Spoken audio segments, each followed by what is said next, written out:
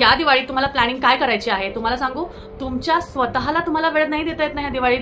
सगळ्यांचं आवरलं, मुलांचं आवरलं, नवऱ्याचं आवरलं, सासू सासऱ्यांचं आवरलं, घरचं आवरलं, सगळं आवरलं, स्वतःकडे बघायला वेळ नाहीये. त्याचबरोबर भाऊबीजेला माहेरी जायचंय, त्याची प्लॅनिंग कधी करायची, ते कधी करायचं, पाडवा झाला की मग त्याचं कधी आवरायचं, या सगळ्यांची उत्तरं या व्हिडिओमध्ये आहे. त्यामुळे व्हिडिओ पूर्ण बघा, तुम्हाला व्हिडिओमध्ये सगळे उत्तरं मिळतील. अवधूत चिंतन श्री गुरुदेव दत्त, श्री स्वामी समर्थ. नमस्कार, मी रोहिणी परत एकदा तुमच्यासाठी खूप खास व्हिडिओ घेऊन आलेली आहे.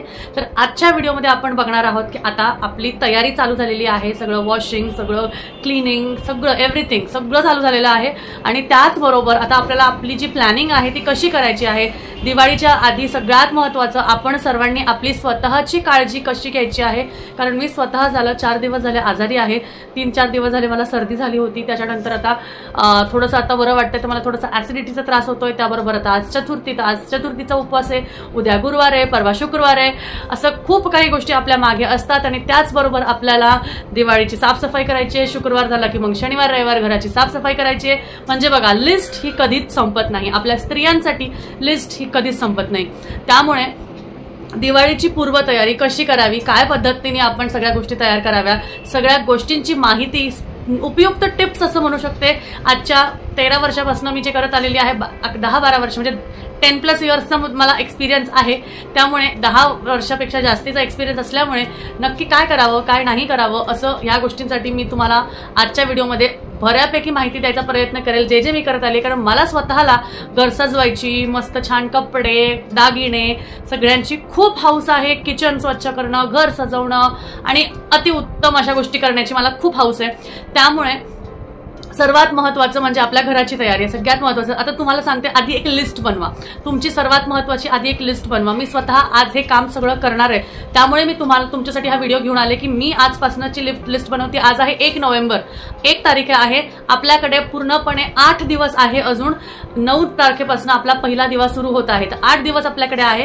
की 8 दिवसात आपल्याला तयारी करायची. म्हणजे बघा, आज बुधवार, पुढच्या बुधवारानंतर तयारी आपली संपलेली असली पाहिजे. तर बघा, आपल्याला लिस्ट करायची. सगळ्यात महत्त्वाचं, सगळ्यात पहिली आपल्याला शॉपिंग लिस्ट करायची आहे. शॉपिंग लिस्टमध्ये तुम्हाला कपडे घ्यायचे आहे. समजा कपड्यांची आपण लिस्ट, आपल्याला आवडत्या गोष्टी आधी आपण बघूया. तर कपडे घ्यायचे आहे, आपल्या मुलांचे कपडे, मिस्टरांचे कपडे, आपल्या घरच्यांचे कपडे, त्याच्यात तुमची स्वतःची काही साडी वगैरे असेल तर साडी घ्या. किंवा साडीच्या ऐवजी तुम्ही काहीतरी नवीन घ्यायचा विषय केला असेल, काहीतरी वेगळं करायचा विषय केला असेल, तर जसं मी तुम्हाला सांगितलं की तुमच्या देवघरात काहीतरी भर असावी, तुम्ही करू शकता, काही हरकत नाही. तर ते तुम्ही घेऊ शकता. तर ते असेल तर ते तुम्ही लिस्ट करून घ्या. त्याची बजेट प्लॅनिंग करा. प्रॉपर बजेट प्लॅनिंग कशी आहे, कितीला किती खर्च येऊ शकतो, मग त्या हिशोबाने तुम्हाला सगळी बजेटची प्लॅनिंग, प्रॉपर तुमची पैशाची प्लॅनिंग त्यामध्ये झाली पाहिजे. ते झालं तुमचं शॉपिंगचा एरिया. शॉपिंग एरियानंतर परत अजून एक दुसरी शॉपिंग म्हणजे आपला किराणा माल. किराणा माल तुम्हाला काय काय लागणार आहे, मग तुमचं घरातला सगळा किराणा आणि त्याबरोबर तुम्ही जे काही फराळाचं बनवणार आहे त्याची एक्स्ट्राची यादी असेल, मग ती यादी स्वतः करून घ्या. ती यादी करायच्या आधी तुम्हाला तुमच्या घरात किती अन्नधान्य आहे, किती गोष्टी आहे, एक्स्ट्राचं आणून ठेवू नका. मग डाळी खराब होतात, मग तांदळाला किडा लागतो, मग गव्हाला किडा लागतो, मुंग्या लागतात, खूप काही गोष्टी होतात. त्यामुळे जितकं आहे तेवढ्यातनं महिनाभराला तुम्हाला पुरेल तेवढं तुम्ही आणून ठेवा. तर शॉपिंगची दोन्ही झाली. आता अजून एक तिसरी शॉपिंगची लिस्ट तुम्हाला बनवायची आहे. तुम्ही म्हणाल एवढी शॉपिंग करायला लावते, पैसे संपून टाकेल हे आपले. तर त्यासाठीच तुम्हाला स्टार्टिंगला सांगितलं की बजेट प्लॅनिंगची लिस्ट करा, ज्यामध्ये बजेट तुमचा किती आहे आणि कितीमध्ये. म्हणजे तुम्हाला माहिती आहे की कपड्यांसाठी माझा एवढा बजेट आहे, किराणासाठी माझा एवढा बजेट आहे. किराणाचा ह्यावेळेस थोडा 1000 रुपये वाढू शकतो, कारण त्यामध्ये फराळाच्या गोष्टी ऍड होणार आहे. त्यानंतर एक्स्ट्राचा खर्च जो आपल्या किमतीत येत नाही तो म्हणजे आपला डेकोरेटिव्ह आयटम्सचा खर्च. डेकोरेटिव्ह आयटम्समध्ये तुम्हाला आता फुलांच्या माळा आणायच्या आहेत, तुम्हाला कंदील आणायचे आहे, तुम्हाला दिवे आणायचे आहे, रांगोळी आणायची आहे, भरपूर लिस्ट. आणि तुम्हाला सांगू, एकदा गेलं ना म्हणजे मार्केटमध्ये, म्हणजे माझ्या तोंडात रविवार पेठच येतं कारण मी रविवार पेठेत जाते पुण्यात. तर एकदा तिथे गेलं ना, जे दिसेल, जे छान वाटेल आपल्या घरात, अरे मला हे कुठे लावता येईल, ते कुठे लावता येईल असं माझ्या डोक्यात असतं.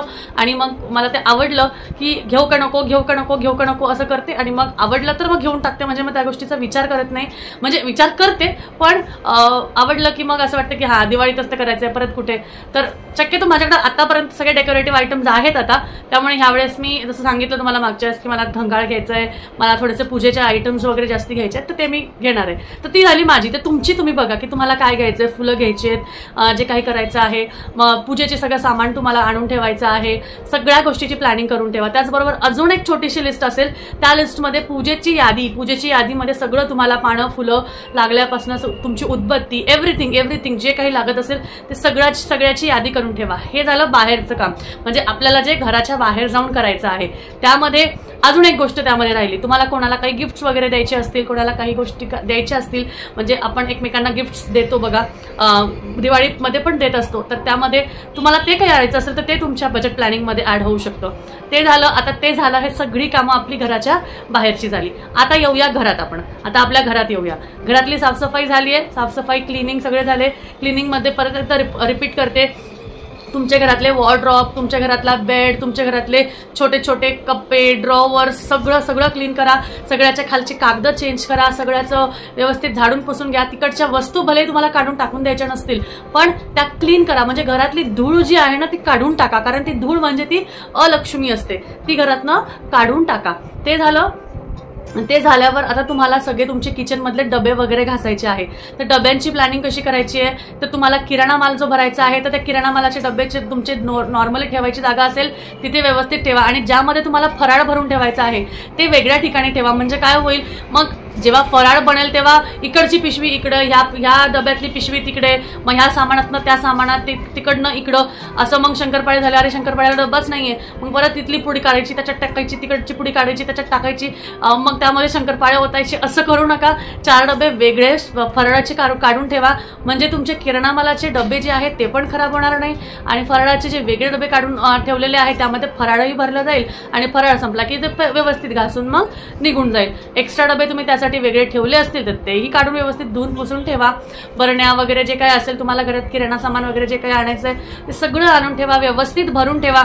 अगदी आदल्या दिवशी रात्री मग तांदूळच भरते, मग मिठाची पुडीच भरते, मग साखरच भरते, असं करू नका. दिवाळी चालू व्हायच्या आधीच तुमचा मसाल्याचा डब्बा, तुमच्या बरण्या, डाळी सगळ्या तुमच्या रोजच्या याच्यातला आपला असतो बघा डबा, ज्यामधनं आपण रोजची तांदूळ घेतो, रोजची डाळ घेतो, रोजची साखर घेतो, रोजची चहा पावडर घेतो, ते छोट्या रोजच्या याच्यातनं मीठ घेतो, ते सगळे आदल्या दिवशी रात्री किंवा आदल्या दिवशी सगळं ते भरायचं. म्हणजे मी तर तुम्हाला म्हणाल 9 तारखेला दिवाळी आहे ना, 8 तारखेला तुम्ही सगळं, म्हणजे 8 तारखेला सगळं लावलेलं असेल तुमचं किचन मधलं, असं बघा. म्हणजे 8 तारखेला तुमचं घर पूर्णपणे प्रॉपर तयार झालं पाहिजे की उद्यापासून दिवाळी आहे, मला हे सगळं करायचंय, अशा पद्धतीने. म्हणजे सगळं लावून झालं की मग तुम्ही तुमचा, कसं असतं, बरेचसे जण पहिल्या दिव्यापासून फराळाची सुरुवात करतात.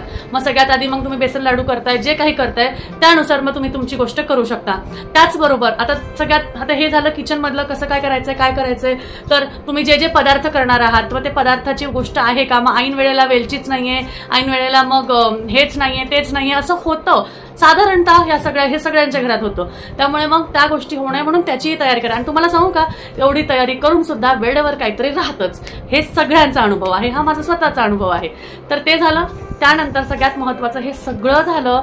एवढ्या सगळ्या गोष्टी करायच्या, साफसफाई करायची, किचन आवरायचं, भांडे लावायचे, सगळं सामान लावायचं, कपडे आवरायचे. या सगळ्यांमध्ये ना आपण कुठेतरी राहून जातो. आपल्या स्वतःसाठी आपल्याला स्वतःला वेळ भेटत नाही. तुम्हाला सांगू, ह्या नवरात्रीत मी एक गोष्ट केली. या नवरात्रीत जेव्हा मी व्हिडिओ केला होता की 9 नवरात्रीचे 9 रंग, त्याच वेळेस मी माझ्या 9 साड्या ज्या तुम्हाला व्हिडिओमध्ये दाखवल्या ना, त्याच वेळेस मी माझ्या 9 रंगाच्या 9 साड्या तेव्हा काढून ठेवल्या होत्या. आणि त्यात तुम्हाला सांगू 90% मी त्याच साड्या घातल्या. त्यातली एखादी मला वाटतं ग्रे कलरची मी ती नाही घातली, आणि रेड कलरची मी ती नाही घातली. रेड कलरची मी दुसरी घातली होती, आणि ग्रे कलरची पण मी दुसरी घातली होती. कारण त्या साडीचं काहीतरी असेल, त्या वेळेवर काहीतरी, किंवा मी ते ऑलरेडी घातली होती म्हणून काहीतरी असेल, पण 90% मी त्याच साड्या घातल्या होत्या. त्याचबरोबर आपण एवढं सगळं करतो ना, ह्यामध्ये आपण स्वतःला विसरून जातो.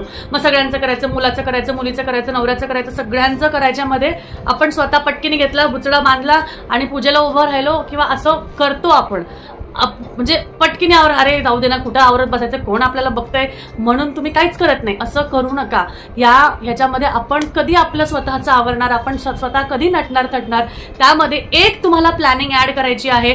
ती प्लॅनिंग कोणती आहे ही प्लॅनिंग मी तुम्हाला सांगते. तर तुम्हाला धनत्रयोदशीला तुम्हाला कोणती साडी घालायची आहे, वसुबारसला तुम्हाला कोणती साडी घालायची आहे, त्यानंतर तुम्हाला भाऊबीजीला कोणती साडी घालायची आहे, त्यानंतर तुम्हाला पाडव्याला कोणती साडी घालायची आहे, लक्ष्मीपूजनाला कोणती साडी घालायची आहे, मग लक्ष्मीपूजनाला सकाळी कोणती घालायची आहे, संध्याकाळी कोणती घालायची आहे, या सगळ्या साड्या काढून ठेवा. या सगळ्या साड्या काढून ठेवा. पाऊच असेल तर पाऊचमध्ये सगळ्या साड्या, त्याच्याबरोबर ब्लाऊज, त्याच्याबरोबर त्याचं परकर वेळेवर घेतलं तरी चालतं, पण ब्लाऊज त्याच्याबरोबर नाही तर वेळेवर त्या दिवशी ब्लाऊज शोधत बसावं लागतं. मग ते ब्लाऊज काढून ठेवा. मी तुम्हाला सांगते मी काय प्लॅनिंग केलेली. मी त्याच दिवशी त्या रंगाच्या लागणाऱ्या बांगड्या जेवढ्या माझ्याकडे आहे, शक्यतो हातात आपण असं काय असेल तर नाही घालणं होत, सणावारालाच आपण बांगड्या छान घालतो. तर रोजच्या पण रोजची एखादी असते, पण कधी काढलेली असते कधी नसते, शक्यतो काढू नये म्हणतात, पण काही कारणानिमित्त काढावी लागते. तर ते कमेंट काय तुमच्या असेल तर तुम्ही करू शकता, नाहीतर तुम्ही समजून घ्या. ओके, ते झालं. तर मी सगळ्या बांगड्या तुम्हाला सांगते एकूण एक matching orange colour, grey colour, पिवळा कलर, सगळे जांभळा रंग सगळे मी काढले होते. आणि त्याच्याबरोबर गोल्डनचा एक सेट घेतला म्हणजे ऑलरेडी आहे, त्यातलाच एक सेट घेतला. आणि फक्त ते गोल्डन तसंच ठेवायचे आणि त्यामध्ये कलर ऍड करायचे. आणि साड्यांमध्ये 2 कलर असतात बघा, एक समजा आता गुलाबी असेल तर गुलाबी आणि हिरवा, तर मग ते 2 रंग ऍड करून मी घालायचे मी प्रॉपर. त्याचबरोबर माझ्याकडे चांगल्यापैकी कानातल्याचे कलेक्शन आहे. तर तुम्ही जर का कानातले बदलत नसाल तर ठीक आहे, पण मी कानातले सुद्धा जेवढे होता होईल तेवढे मॅचिंग घालायचा प्रयत्न केला. टिकली छान मोठी छान लावायचा प्रयत्न केला, आवरायचा प्रयत्न केला. सकाळीच आवरून घ्यायचे म्हणजे छान दिसावं, छान वाटावं. अशा पद्धतीने तुम्ही जेव्हा स्वतः एनर्जेटिक राहाल ना, तुमच्या गोष्टी सुद्धा एनर्जेटिक होतात आणि तुमच्या गोष्टी सगळ्या छान घडतात. त्यामुळे ही गोष्ट कायम लक्षात ठेवा की जेव्हा आपण स्वतःला छान ठेवू ना, तेव्हा आपल्याला सगळ्या गोष्टी छानपैकी करायला असं वाटतं आणि आळस कधीच येत नाही, एनर्जी डाऊन होत नाही. त्यामुळे सण आहे छानपैकी साजरा करा, मस्त एन्जॉय करून साजरा करा. कारण जसे लहान मुलं सगळ्या गोष्टी एन्जॉय करतात तसे आपणही करायचं, पण एवढंच आहे की आपल्याला सगळी कामं करावी लागतात. पण ती कामं आनंदाने केली आणि छान पद्धतीने केली तर त्याचं जे आपण म्हणतो ना समाधान, ते वेगळंच मिळतं.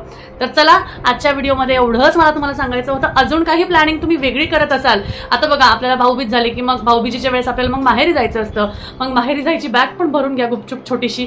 तुम्हाला काय 2-4 दिवसासाठी जाणार असेल, 8 दिवसासाठी जाणार असेल, जे काही असेल ते बॅग पण भरून कपाटात एका कोपऱ्यात भरून ठेवून द्या. म्हणजे जायच्या नंतर मग बॅग आता काय नेऊ काय नाही अशा वेळेस पण प्रॉब्लेम होतो, ते सुद्धा करून ठेवू शकता तुम्ही. तर ती गोष्ट एक लक्षात ठेवा. तर चला, भेटूया परत अजून अशाच एका छानशा व्हिडिओमध्ये. तोपर्यंत काळजी घ्या. श्री स्वामी समर्थ.